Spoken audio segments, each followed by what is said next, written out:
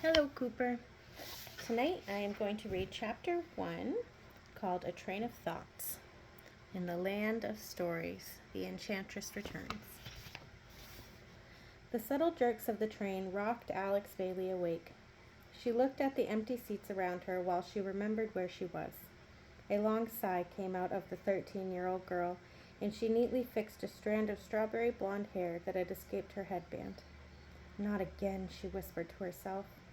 Alex hated dozing off in public places.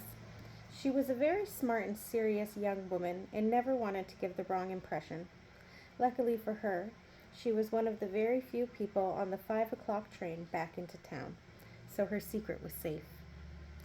Alex was an exceptionally bright student and always had been.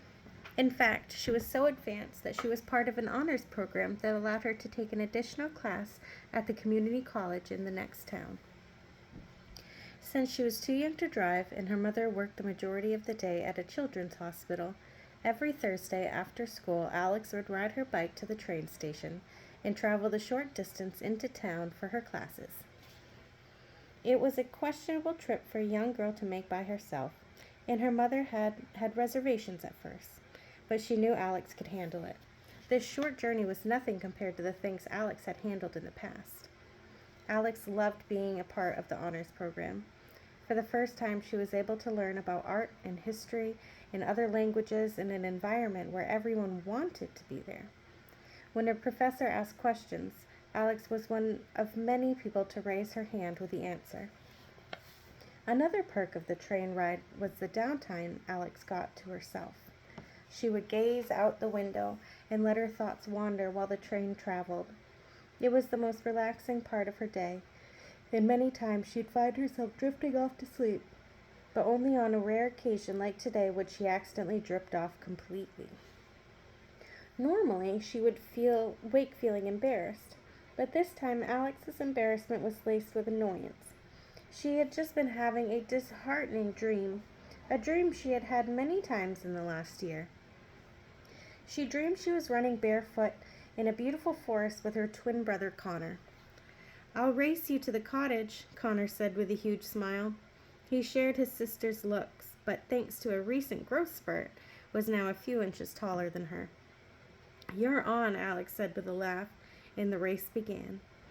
They chased each other through trees and over grassy fields without a care in the world. There were no trolls or wolves or evil queens for them to worry about, because, wherever Alex and Connor were, they knew they were safe. Eventually, a small cottage came into view. The twins bolted toward it, putting all their energy into one final sprint. "I win," Alex declared when both of her open palms touched the front door a millisecond before her brother's. "Not fair," Connor said. "My feet are flatter than yours." Alex giggled and tried to opening the door, but it was locked. She knocked, but no one answered. "That's funny," Alex said. "Grandma knew we were coming to visit. I wonder why she locked the door." She and her brother peered into the window. They could see their grandmother inside, sitting in a rocking chair near the fireplace.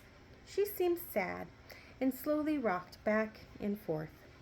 "Grandma, we're here," Alex said cheerfully, tapping on the window. "Open the door." Her grandmother didn't move. "Grandma," Alex tapped on the window harder. "Grandma, it's us. We want to visit you." Her grandma raised her head slightly and looked up at them through the window, but remained seated. "Let us in," Alex said, tapping on the glass even harder. Connor shook his head. "It's no use, Alex. We can't go in." He turned away and headed back in the direction they came from. "Connor, don't walk away," Alex said. "Why bother?" he said, looking back at her. "Clearly she doesn't want us in there." Alex began banging on the window as hard as possible without breaking it. "Grandma, please let us in. We want to come inside. Please." Grandma looked up with her blank stare. "Grandma, I don't know what I did wrong, but whatever it is, I'm sorry. Please let me come back inside." Alex said as tears began to spill down her face. "I want to come in. I want to come in." Grandma's plain expression turned into a frown, and she shook her head. Alex realized she wasn't going to be let in, and every time she came to this realization in the dream, she would wake up. It might not have been a pleasant dream, but it had felt good to be back in a forest and to see her grandmother's face again. It was obvious to her what the dream represented, and had been since the first time she had dreamed it. However, Alex felt something different when she awoke this time. She couldn't help but feel as if someone had been watching her while she was asleep. When she had first awoken, though she hadn't paid much attention to it at first, she could have sworn she saw her grandmother sitting across from her on the train. Was this an actual sighting, or just her imagination getting the best of her? Alex couldn't deny the possibility that it had been real. Her grandmother was capable of many things. It had been over a year since Alex and Connor Bailey had discovered their family's biggest secret. When they were given an old storybook from their grandmother, they'd never expected it would magically transport them into the fairy tale world, and never in their wildest dreams had they expected that their grandmother and late father were from this world. Traveling from kingdom to kingdom and befriending the characters they grew up reading about had been the adventure of their lives. But the biggest surprise of all was when the twins learned that their own grandmother was Cinderella's fairy tale godmother. Their grandmother eventually found them and took them back home to their anxious mother. "I had to tell the school you both had chicken pox," Charlotte, the twins' mother, said. "I had to come up with a good excuse for why you had been gone for 2 weeks, and thought traveling in another dimension probably would raise a few eyebrows." "Chicken pox," Connor said. "Mom, you couldn't come up with anything cooler, like a spider bite or food poisoning." "Did you know where we were the whole time?" Alex asked. "It wasn't difficult to figure out," Charlotte said. When I got home from work, I went into your room and found the Land of Stories book on the floor. It was still glowing." She looked over the large emerald storybook held tightly in Grandma's hands. "Were you worried?" Connor asked. "Of course," Charlotte said. "Not necessarily for your safety, but for your sanity. I was worried the experience would be overwhelming and frightening to you, so I called your grandmother immediately. Luckily, she was still in this world, traveling with her friends. But after the second week of not knowing where you were, well, let's just say I pray I never have to experience that again." "So you knew about everything?" Alex asked. "Yes," Charlotte said. "Your dad was going to tell you eventually. He just never got the chance." "How did you find out?" Connor asked. When did Dad tell you? Did you even believe him at first?" Charlotte smiled at the memory. "From the minute I saw your father, I knew there was something different about him," she said. "I had just traveled my first week of nursing at the children's hospital when I saw your grandmother and her group of friends come to read stories to the patients. But I was completely smitten by the handsome man who was with them. He was so peculiar. He stared around in amazement at everything. I thought he was going to faint when he saw the television." "It was John's first trip to this world," Grandma said with a smile. "He asked me to give him a tour of the hospital, and I did," Charlotte continued. "He was so fascinated to learn about it. The surgeries we performed, the medicine we used, the patients we treated. He asked if we could meet again later after I was done working, so I could tell him more. We ended up dating for 2 months, and I fell in love. But then, strangely, he disappeared without warning. I didn't see him again for another 3 whole years." The twins looked to their grandmother, knowing a bit of the story already. "I made him go back to the fairy tale world with me, and I forbid him to return," Grandma said and slumped a tad. "I had my reasons, as you know, but I was very wrong. And that's when he discovered the wishing spell and started to collect items like us, so he could find a way back to you," Alex said excitedly. "And it really did take him that long. And it really didn't take him that long. It just seemed like it because we hadn't been born yet, and there was still a time difference between the worlds," Connor added. Charlotte and Grandma both nodded. "I eventually saw him again at the hospital," Charlotte said. "He looked so frail and dirty, like he had been to war and back. He looked at me and said, 'You have no idea what I went through to get back to you.' We were both married a month later and became parents a year after that. So to your question, no, It wasn't hard to accept that your dad was from another world, because somehow I had known all along.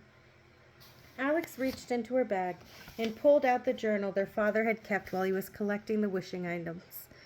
The same journal they had followed while collecting the items themselves. Here, Mom, Alex said. Now you can know exactly how much Dad loved you. Charlotte looked down at the journal, almost afraid to take it. She flipped it open and her eyes watered as she saw the late husband's handwriting. Thank you, sweetheart, she said. Just to let you know, Charlotte said, me and Alex did all the same stuff. We're pretty great ourselves. Just keep that in mind if you ever feel inspired to give us an allowance in the future. Charlotte playfully glared at her son. They knew she couldn't afford to give them allowances. Since their dad had died, she'd had a hard time supporting the family and paying off debts from his funeral. But that got Alex thinking. With all the connections her family had in the fairy tale world, why exactly had their lives been so tough the last year? Mom, Alex said, why have we been struggling so much when all this time Grandma could have just waved her wand and made everything better for us? Connor looked up at his mother, thinking the same question. Their grandmother went quiet. It wasn't her place to say. Because your father didn't want that, Charlotte said. Your father loved this world so much. It was where we met. It's where we had you too, and it's where he wanted to raise you. He had come from the world of kings and queens and magic, a world of entitlement and undeserved luxury that he thought ruined people's character. He wanted you guys to grow up in a place you could get anything you wanted if you worked hard enough for it. And although there have been times a little magic would have gone a long way, I've tried to respect that.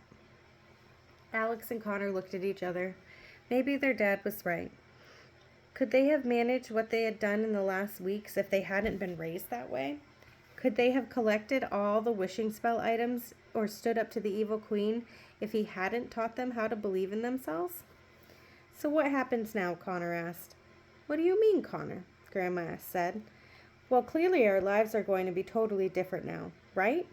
He said with a twinkle in his eye. I mean, after 2 weeks of barely surviving encounters with trolls, wolves, goblins, witches, and evil queens, we can't be expected to go to school again.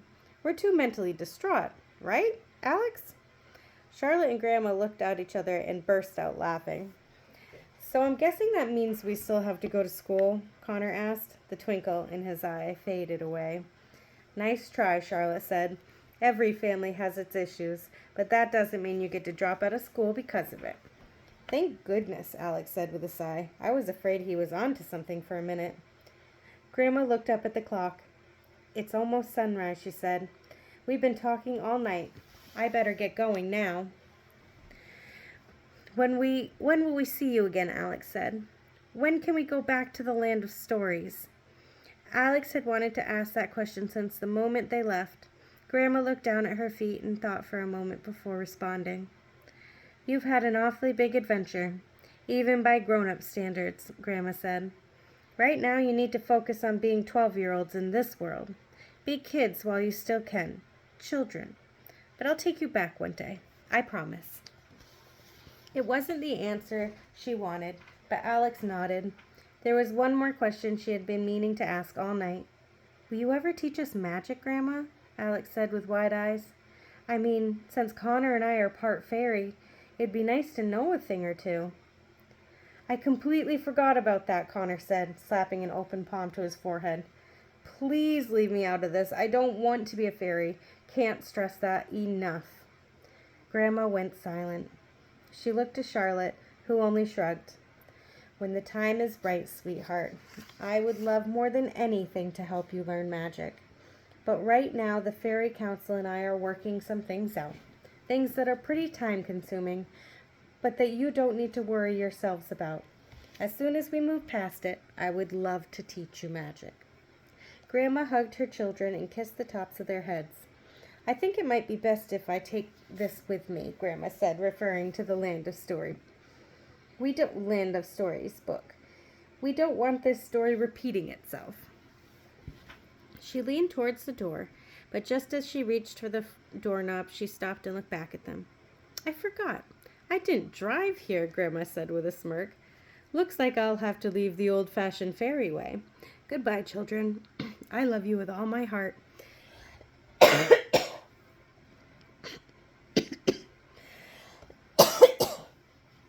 Sorry. And slowly, oh goodness. And slowly, Grandma began to disappear, fading into a soft, sparkling clouds. Now, okay, now that is something I'd like to learn how to do, Connor said. He waved his hands to the sparkles in the air. Sign me up for that lesson. Alex yawned contagiously, and her brother followed. You kids must be exhausted, Charlotte said. Why don't you go to bed? I'm taking tomorrow off so I can be here with you guys, in case you have any more questions. And because I've just missed you. In that case, I've got an important question, Connor said. What's for breakfast? I'm starving.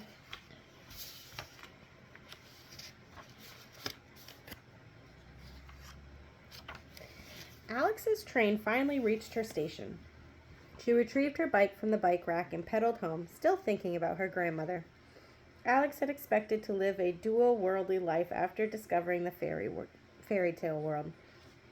She imagined spending summers and holiday with her brother in the fairy kingdom or Cinderella's palace with her grandmother. She imagined a brand new life of magic and adventure would begin immediately. Sadly, Alex's expectations weren't met. More than a year had gone by since the night their grandmother disappeared. They hadn't received a single letter or phone call explaining why she had been gone. They missed every holiday and their birthdays, days she had never missed. And to make matters worse, the twins had been back to the land of stories either. The twins couldn't help but be angry with their grandmother. How could she just disappear and never make contact again? How could she take them to a place they had been dreaming about since they were kids and then never let them return? Their grandmother herself had even said it. A part of the land of stories lives inside them. So who was she to keep it from them? Your grandmother is a very busy woman, Charlotte would tell Alex whenever the subject came up. She loves you very much. She probably just has her hands full at the moment. We'll hear from her soon enough. This wasn't enough to put Alex at ease. As more time went by, she began worrying whether her grandmother was all right, sometimes wondering if she was even alive. Alex hoped nothing had happened to her, and that she was okay. She missed her hugs more than anything. Life without their dad had been the most difficult thing the twins had ever experienced, but life without their dad and grandmother was nearly impossible. What do you think is going on? Alex asked Connor on one occasion. I don't know, Connor said with a heavy sigh. The last thing she said to us was that she and the other fairies were working something out. Maybe it's just taking longer than they expected. Maybe, Alex said, but I have a feeling that whatever it was is much worse than she was letting on. What else would be keeping her away from us this long? Connor just shrugged. I don't think Grandma would ever intentionally avoid us or exclude us from anything, she said. I'm just worried about her, Alex said. Alex, Connor said with a raised eyebrow, the woman is magic and has lived for hundreds of years. What is there to worry about? Alex sighed. I suppose you're right. She better have a great excuse next time we see her. Unfortunately, next time didn't seem like it was going to happen anytime soon. It was unsurprising that the situation had started affecting her dreams. But more than that, Alex was depressed. Ever since she had returned from the land of stories, she felt like a part of her was missing.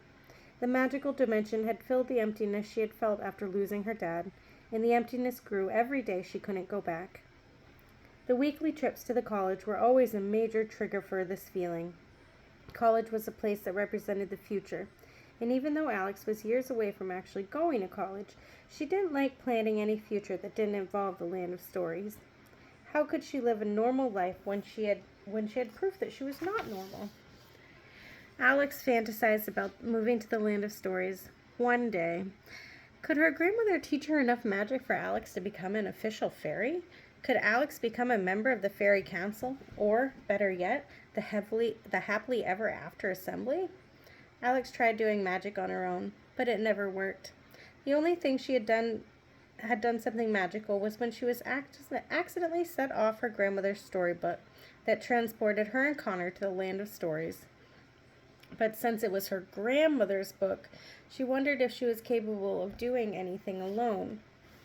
Sometime, when Alex was feeling particularly desperate, she would go into the school library and find a random fairy tale treasury.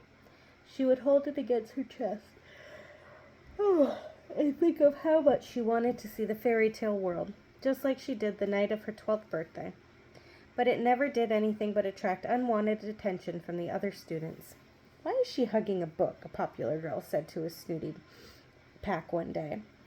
"Maybe she's taking it to homecoming," the other girls said, and they all laughed at Alex's expense. Alex was tempted to yell, "Hey, my grandmother is Cinderella's fairy godmother, and as soon as she teaches me magic, I'm going to turn you into the lip gloss you wear too much of." But she kept those thoughts to herself. As Alex rode her bike the rest of the way home from the train station, she closed her eyes for a minute and pretended she was riding along the Thumbelina stream in the fairy kingdom. A herd of unicorns was to her left, and a hovering flock of fairies was to her right, and she was meeting her grandmother for a magic lesson on how to transform rags into beautiful ball gowns. Paradise, she thought to herself. Alex opened her eyes a second before crashing hard into a set of trash cans. Thankfully, the only witness was a garden gnome across the street, but even it seemed to judge her. She got up and brushed herself off, deciding to walk her bike the rest of the way home. It had been a brutal reality check. The Baileys still lived in the same rental house with a flat roof and a few windows, but things were looking up for them. Their mother had finally caught up to a lot of their financial troubles and wasn't working nearly as much as she used to. However, something else had been occupying Charlotte Bailey's time recently, and it wasn't nursing. Alex parked her bike on the porch. The front door flew open just as Alex was about to walk through it. Connor was standing on the other side. He seemed upset and very concerned about something. "What's your problem?" Alex said. "Sorry, I thought you were Mom," Connor said. "Do you need it for something?" Alex said. "No," Connor said. "Mom is just usually home by 6 o'clock every night." "It's 6 o'clock right now," Alex said, looking at him like he was a crazy person. "It's 6:15, Alex," Connor said, raising his eyebrow. "So? Well, where is she, then? Do you see her? Is there a car parked in the driveway?" Connor asked. "Maybe there's traffic," Alex said. "Or maybe something else," he said, like something keeping her at work. "Is there a point to all this?" Alex asked, becoming annoyed. "I need to show you something," Connor finally admitted. "But let me warn you, you aren't going to like it." Okay, Alex said and followed her brother in. A series of barks and whimpers came from inside the house as Alex stepped through the front door. "Buster! Down! Boy, it's just Alex!" Connor shouted. "Why does this stupid dog act like everyone who comes inside this house is carrying explosives? We live here, too." "Are you going to tell me what's going on, Connor?" Alex asked, running out of patience. "I'll show you. It's in the kitchen," he said. "There's been a development." That is the end of chapter 1. I love you.